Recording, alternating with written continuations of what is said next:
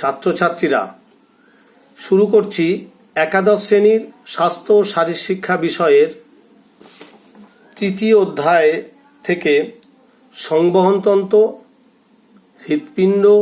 হৃৎপিণ্ডের মধ্যে দিয়ে কিভাবে রক্ত সঞ্চালন হয় এবং সংবহনতন্ত্রের উপর ব্যায়ামের প্রভাব, এই অধ্যায়ের উপর। আজকের আলোচ্য বিষয় হৃৎপিণ্ড এবং তার পরিচিতি এবং হৃৎপিণ্ডের মধ্যে দিয়ে কিভাবে রক্ত সংবহন বা রক্ত সঞ্চালন ঘটে তার বিবরণ। আমি নুরুদ্দিন হালদার, অ্যাসিস্ট্যান্ট মাস্টার, পুরুলিয়া জেলা স্কুল।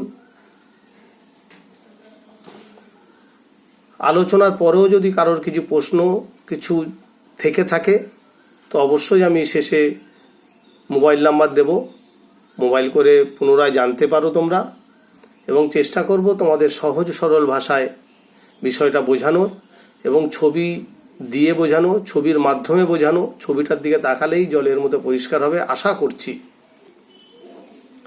প্রথমে আসছি হৃৎপিণ্ডের পরিচিতি। আমরা জানি যে এই হৃৎপিণ্ড যে কভার দ্বারা আবৃত থাকে সেই কভারকে বলি আমরা পেরিকার্ডিয়াম। এই পেরিকার্ডিয়ামের দুটো পার্ট থাকে, একটা হচ্ছে প্যারাইটাল এবং আরেকটা হচ্ছে ভিসেরাল। এবং এই প্যারাইটাল এবং ভিসেরালের মধ্যে একটা ফর্মিং স্পেস আছে, ফাঁকা জায়গা আছে, যেখানে আমরা পেরিকার্ডিয়াল ফ্লুইডকে দেখতে পাই। এবং এই পেরিকার্ডিয়াল ফ্লুইডের প্রধান এবং মেন কাজ হচ্ছে শক অ্যাবজর্ব করা। আমরা জানি হার্টের 4টি চেম্বার, একটা হচ্ছে রাইট অ্যাট্রিয়াম অর্থাৎ ডান অলিন্দ, 2 নম্বর হচ্ছে লেফট অ্যাট্রিয়াম অর্থাৎ বাম অলিন্দ, 3 নম্বর হচ্ছে রাইট ভেন্ট্রিক্যাল অর্থাৎ ডান নিলয়, এবং 4 নম্বর হচ্ছে লেফট ভেন্ট্রিক্যাল অর্থাৎ বাম নিলয়। এটা প্রাইমারি হৃৎপিণ্ডের একটা পরিচিতি।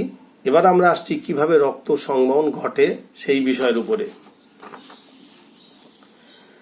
হৃৎপিণ্ডে রক্ত সঞ্চালন বা রক্ত সংবহন মানে হচ্ছে হৃৎপিণ্ড থেকে শরীরের বিভিন্ন অংশে কিভাবে রক্ত পৌঁছাচ্ছে এবং শরীরের বিভিন্ন অংশ থেকে হৃৎপিণ্ডেও কিভাবে রক্ত পৌঁছাচ্ছে সেই বিষয়টাই। মোট কথা, শরীরের বিভিন্ন অংশ ও অঙ্গের মধ্য দিয়ে রক্ত হৃৎপিণ্ডে পৌঁছানো এবং হৃৎপিণ্ড থেকে সারা শরীরে সঞ্চালন বা রক্তের প্রবাহকে বলা হচ্ছে হৃৎপিণ্ডে রক্ত সংবহন বা রক্ত সঞ্চালন।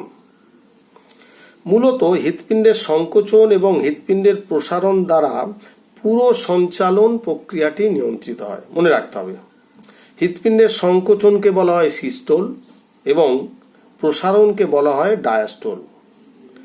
রক্ত সংবহনের শুরুতে দেহের বিভিন্ন অংশ থেকে কার্বন ডাই অক্সাইড যুক্ত রক্ত অর্থাৎ দূষিত রক্ত ঊর্ধ্ব মহাশিরা, যেখানে আমি ইন্ডিকেট করছি ওপর থেকে সুপিরিয়র ভেনা কেভা বা ঊর্ধ্ব মহাশিরা, নিচ থেকে নিম্ন মহাশিরা অর্থাৎ ইনফেরিয়ার ভেনা কেভা, এবং করোনারি সাইনাসের ছবিতে দেওয়া নেই, আমি একটু ইন্ডিকেট করে দিচ্ছি। করোনারি সাইনাস ঠিক এইখান থেকে সারা শরীর থেকে এর মাধ্যমে দূষিত রক্ত হৃৎপিণ্ডের রাইট অ্যাট্রিয়ামে পৌঁছায়।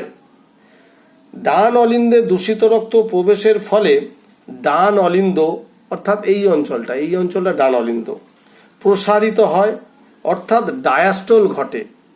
ঠিক এই সময়ে ডান নিলয় অর্থাৎ রাইট ভেন্ট্রিকেল, এই অঞ্চলটা রাইট ভেন্ট্রিকেল সংকুচিত অবস্থায় থাকে অর্থাৎ সিস্টোল অবস্থায় থাকে।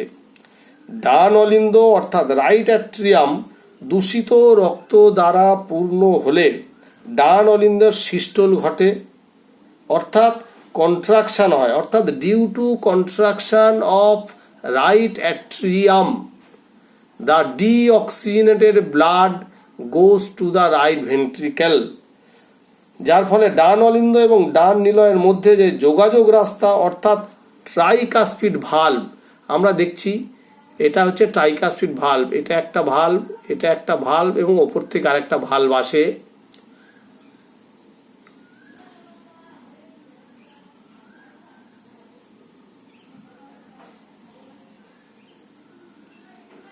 অর্থাৎ এই ট্রাইকাসপিড ভালভ থেকে কি হয়, টাইকে ভেদ করে রক্ত রাইট ভেন্ট্রিকেল অর্থাৎ ডান নিলয়ে প্রবেশ করে,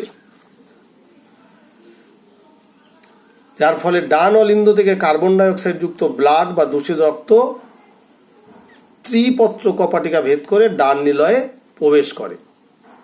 ডান নিলয়ে রক্ত প্রবেশের পর ডান নিলয়ের প্রসারণ ঘটে, সাথে সাথে ডান অলিন্দ সংকোচন অবস্থায় থেকে যায়।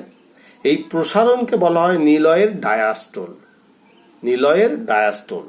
আবার ডান নিলয় যখন দূষিত রক্ত দ্বারা অর্থাৎ ডিঅক্সিজেনেটেড ব্লাড দ্বারা পরিপূর্ণ হয়, তখন পালমোনারি ভেন, আমরা এই যে এই জায়গাটা দেখছি পালমোনারি ভেন, এই পালমোনারি ভেন এবং ডান নিলয় সংযোগস্থল অর্থাৎ সেমিনার ভালভের উপর প্রচুর চাপ পড়ে।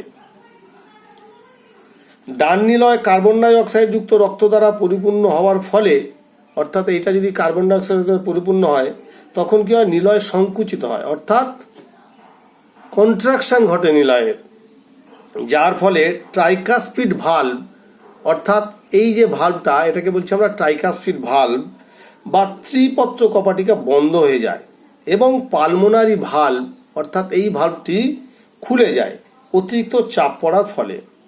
ডান নিলয় থেকে কার্বন ডাইঅক্সাইড যুক্ত রক্ত প্রবেশ করে সেমিনুলার ভালভ খুলে যাওয়ার ফলে আলটিমেটলি কি হয় না, আলটিমেটলি কার্বন ডাইঅক্সাইড যুক্ত রক্ত অর্থাৎ দূষিত রক্ত পালমোনারি আর্টারির মধ্য দিয়ে অর্থাৎ এই অঞ্চলের মধ্য দিয়ে সোজা চলে যাচ্ছে কোথায়, বাম ফুসফুস এবং ডান ফুসফুসে প্রবেশ করে।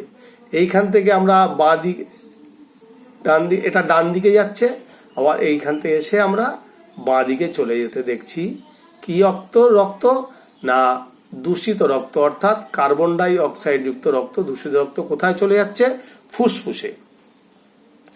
এখানে একটু জেনে রাখা ভালো যে হৃৎপিণ্ডে রক্ত সঞ্চালন ঘটে, একটু মন দিয়ে শুনবে, হৃৎপিণ্ডে রক্ত সঞ্চালন ঘটে ভালভের অবস্থান অনুযায়ী একমুখী প্রক্রিয়ার মাধ্যমে, অর্থাৎ blood flows through the heart becomes unidirectional due to position of heart. আবার বলছি, রক্ত সঞ্চালন ঘটে ভালভের অবস্থান অনুযায়ী একমুখী প্রক্রিয়ায়। তাই যেহেতু রাইট অ্যাট্রিয়াম থেকে একমুখীভাবে রাইট ভেন্ট্রিকেল এসছে, আবার যখন রাইট ভেন্ট্রিকেল থেকে রক্ত যাচ্ছে তখন কিন্তু ট্রাইকাসপিড ভালভ বন্ধ হয়ে যাচ্ছে এবং এই পালমোনারি ভালভ খুলে যাচ্ছে, খুলে গিয়ে ডান দিকে আমরা দেখতে পাচ্ছি ডান ফুসফুসে যাচ্ছে, এদিক দিয়ে বাম ফুসফুসে চলে যাচ্ছে।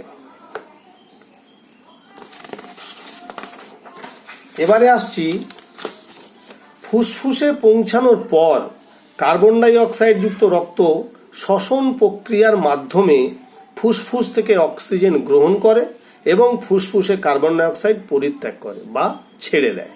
এইভাবে দূষিত রক্তের পরিশোধন ঘটে অর্থাৎ বিশুদ্ধ হয়। এরপর ফুসফুস থেকে অক্সিজেন সমৃদ্ধ রক্ত চারটি পালমোনারি শিরার মধ্য দিয়ে বাম ফুসফুস এবং ডান ফুসফুসের মধ্য দিয়ে বাম অলিন্দে প্রবেশ করে।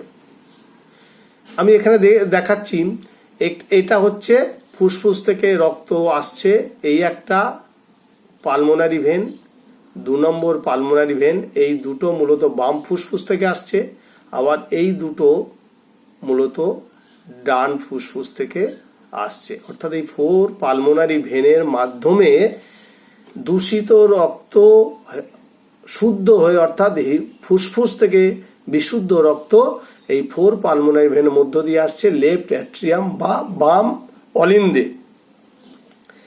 বাম অলিন্দ বিশুদ্ধ রক্ত দ্বারা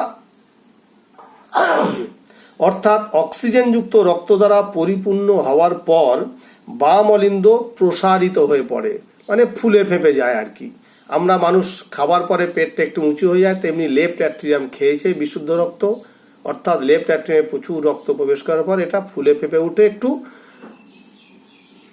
প্রসারিত হয়ে পড়েছে আর কি। একে বলা হয় অলিন্দের ডায়াস্টোল অবস্থা। বাম অলিন্দ বিশুদ্ধ রক্ত দ্বারা পরিপূর্ণ হওয়ার পর বাম অলিন্দ এবং বাম নিলয়ের মধ্যবর্তী সংযোগস্থল অর্থাৎ এই অঞ্চলটা, এই সংযোগস্থলটা কি হচ্ছে, এই সংযোগস্থল অর্থাৎ দ্বিপত্র কপাটিকা অর্থাৎ বাইকাসপিড ভালভ, এর উপর প্রচুর চাপ পড়ে ফলে দ্বিপত্র কপাটিকা বা বাইকাস্পিড ভাল্ব ওপেন হয়ে যায় বা খুলে যায়, যার ফলে বাম অলিন্দ থেকে বিশুদ্ধ রক্ত বাম নিলয়ে প্রবেশ করে। অর্থাৎ এইখান থেকে বিশুদ্ধ রক্ত এইখানে চলে এলো, সমস্ত রক্তটাই এখানে চলে এলো। এইভাবে বাম নিলয় বিশুদ্ধ রক্তে পরিপূর্ণ হওয়ার পরে আবার প্রসারিত হয়ে পড়ে। এই অবস্থাকে বলা হয় বাম নিলয়ের ডায়াস্টোল। এরপর এই বাম নিলয়ে পরিপূর্ণ হওয়ার ফলে সংকুচিত হতে থাকে, অর্থাৎ কন্ট্রাকশন করে আর কি, যার ফলে মহাধমনীর মুখে এইটা এখানকার দুটো পথ আছে, একটা হচ্ছে বাইকাস্পিড, একটা হচ্ছে এটা মহাধমনী অর্থাৎ অ্যাওর্টার মুখে অ্যাওর্টিক ভাল্ব বা সেমি লুনার ভাল্ব বলি। যেহেতু ইউনিডাইরেকশনাল এখান থেকে রক্ত এসছে আবার ফিরবে না এখানে, সুতরাং এই ভাল্বটা খুলে যায়, অর্থাৎ এই সেমিনুলার ভাল্বটা খুলে যায় এবং বাইকাস্পিড ভাল্ব বন্ধ হয়ে যায়, যার ফলে বাম নিলয় থেকে অক্সিজেনযুক্ত রক্ত সেমিলুনার ভাল্বের মধ্য দিয়ে মহাধমনীতে প্রবেশ করে। অর্থাৎ এইখান থেকে রক্তগুলো চলে যায়, এইখান থেকে মহাধমনীতে প্রবেশ করে। মহাধমনীতে প্রবেশ করার পর কি হয়, এই মহাধমনী থেকে বিভিন্ন এখানে নালীপথ আছে, একটা, দুটো, তিনটে, এছাড়াও আর অনেক নালীপথ আছে। এই বাস্কেট ভাল্ব বন্ধ হয়ে যায়, যার ফলে বাম নিলয় থেকে কি হয়, অক্সিজেনযুক্ত রক্ত এই সেমিলুনার ভাল্বের মধ্যে দিয়ে মহাধমনীতে প্রবেশ করলো। এইভাবে মহাধমনীর মাধ্যমে অক্সিজেনযুক্ত রক্ত দেহের বিভিন্ন অঙ্গ প্রত্যঙ্গের মাধ্যমে সারা শরীরে ছড়িয়ে পড়ে। এই রক্ত দেহের বিভিন্ন অঙ্গ প্রত্যঙ্গের মাধ্যমে টিস্যু এবং কোষে কোষে প্রবেশ করে। এইভাবে রক্ত দ্বারা বাহিত অক্সিজেন বিভিন্ন কোষে কোষে প্রবেশ করে দেহের বিভিন্ন জৈবিক কার্যাবলী ও বিভিন্ন কার্যকলাপ সম্পন্ন করে, ফলে কোষের শক্তি যোগায়, যার ফলে কোষ যাবতীয় কার্যাবলী সম্পন্ন করতে সমর্থ হয়। এইভাবে হৃৎপিণ্ডের মাধ্যমে সারা শরীরে রক্ত সংবহন চলতে থাকে, যার ফলে সমগ্র দেহে অক্সিজেন সরবরাহ হয় এবং মানবদেহ সুস্থ ও নিরাপদ থাকে। ছাত্রছাত্রীদের মনে রাখতে হবে এবং তাদের মনে রাখার জন্য এটা একটা চক্রাকার পদ্ধতিতে চার্ট এঁকে বোঝানো যেতে পারে। তোমরা একটা চার্ট এঁকে নেবে মনের মধ্যে, বা পাশে যদি খাতা পেন থাকে পেন দিয়ে আঁকতে পারো, আমি বলছি, সুতরাং সেইভাবে তোমরা এঁকে ফেলতে পারো। প্রথমে কি হচ্ছে,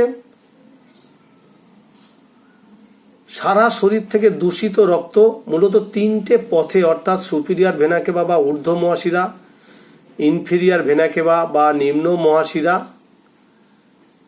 ঊর্ধ্ব মহাশিরা এবং করোনারি সাইনাসের মধ্য দিয়ে ঢুকছে কোথায়, রাইট অ্যাট্রিয়াম বা ডান অলিন্দে, এবং সেখান থেকে রক্ত কি হচ্ছে ট্রাইকাস্পিড ভাল্বের মধ্য দিয়ে রাইট ভেন্ট্রিকেল বা ডান নিলয়ে প্রবেশ করছে, এবং ডান নিলয়ে কন্ট্রাকশনের পরে কি হচ্ছে পালমোনারি ভাল্বের মধ্য দিয়ে পালমোনারি আর্টারির মধ্য দিয়ে চলে যাচ্ছে বাঁদিকে এবং ডান দিকে, অর্থাৎ ডান ফুসফুস এবং বাম ফুসফুসে, এবং সেখান থেকে রক্ত পিউরিফাই হচ্ছে, অর্থাৎ বিশুদ্ধ হচ্ছে।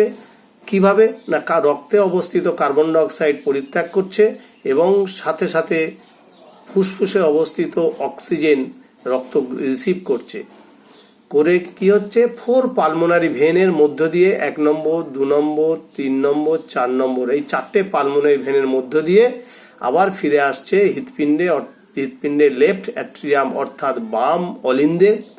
বাম অলিন্দ যখন সংকোচন করছে, সেই বাম অলিন্দ সংকোচনের ফলে হচ্ছে ওই বিশুদ্ধ রক্ত চলে আসছে লেফট ভেন্ট্রিকেলে, এবং আলটিমেটলি লেফট ভেন্ট্রিকেল বা বাম নিলয় সংকোচন করার ফলে সেমিলুনার ভাল্বের মধ্য দিয়ে রক্ত অ্যাওর্টার মধ্য দিয়ে অর্থাৎ মহাধমনীর মধ্য থেকে সারা শরীরে ছড়িয়ে পড়ছে,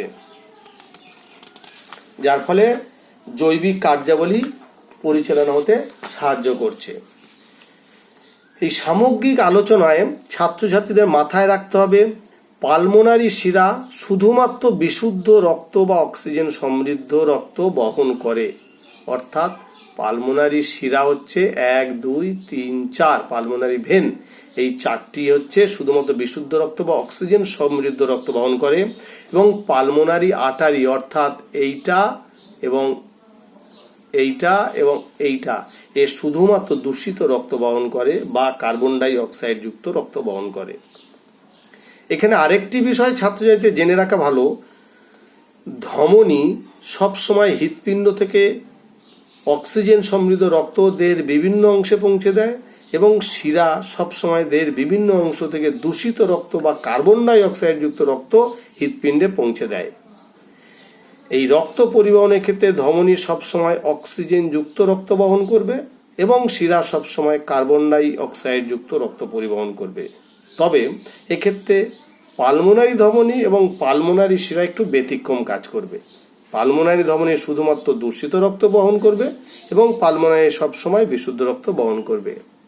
এই হলো আজকের হৃৎপিণ্ডের পরিচিতি এবং হৃৎপিণ্ডের মধ্য দিয়ে কিভাবে সারা শরীরে রক্ত প্রবাহিত হচ্ছে এবং সারা শরীর থেকে কিভাবে রক্ত হৃৎপিণ্ডে আসছে, সিস্টোল, ডায়াস্টোল বিভিন্ন পদ্ধতির মাধ্যমে হৃৎপিণ্ডে কিভাবে রক্ত সংবহন ঘটছে তারই একটা সংক্ষিপ্ত চিত্র তোমাদের কাছে পৌঁছে দেওয়ার চেষ্টা করলাম। এর মাধ্যমে তোমরা যদি উপকৃত হও খুব ভালো লাগবে আমার। আর এই বিষয়ে যদি কারোর কোনো সাজেশন থাকে, ভুল ত্রুটি শুধরানো কিছু থাকে আমাকে জানাবেন, চেষ্টা করবো আমি সেটাকে শুধরে নেওয়ার জন্য। ধন্যবাদ। সবাই সুস্থ থাকো, ভালো থাকো, বাড়িতে থাকো, নিরাপদে থাকো এবং সর্বোপরি সচেতন থাকো। ধন্যবাদ।